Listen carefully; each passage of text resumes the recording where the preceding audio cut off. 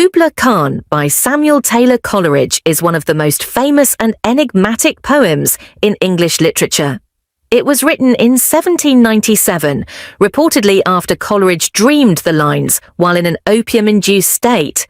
When he awoke, he tried to write down the poem as quickly as possible, but was interrupted, leaving it unfinished. Summary.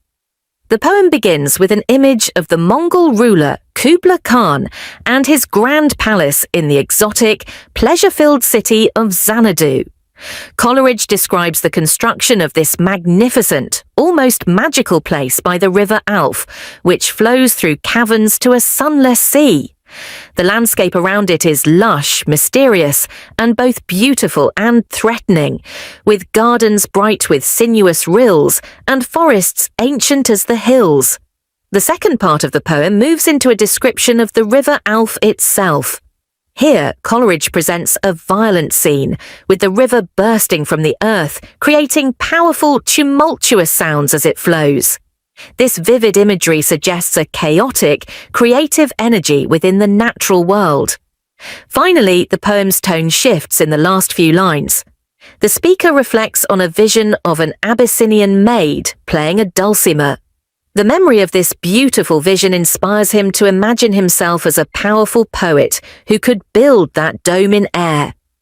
In the end, the speaker expresses a longing to rekindle the inspiration needed to complete his vision, describing the ecstatic but somewhat terrifying image of a poet filled with divine inspiration. Analysis 1. Themes and Symbols. Creative power and inspiration.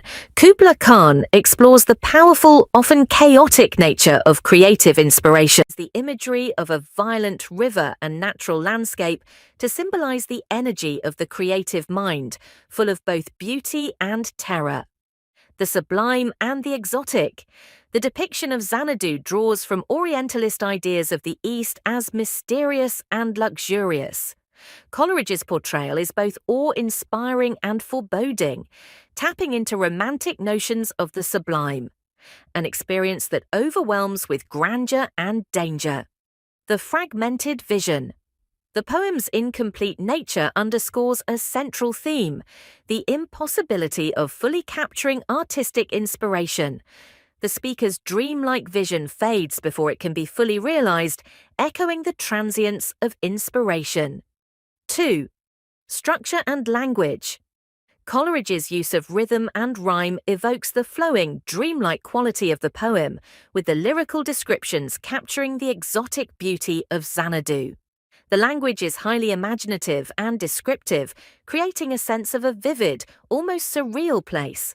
The shift in the poem's tone from the description of Xanadu to the poet's frustrated longing in the last lines highlights a shift from the external to the internal, a move from the grandeur of nature to the mind's struggle to harness inspiration.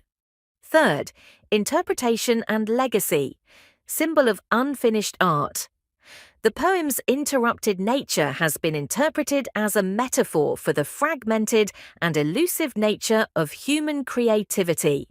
Coleridge's supposed interruption becomes a metaphor for the difficulty of translating inspiration into completed works of art. Overall, Kubla Khan remains a celebrated piece for its vivid imagery, musical language, and its meditation on the elusive nature of artistic inspiration. Its mystery and its exploration of creativity's limitations have made it one of Coleridge's most enduring works.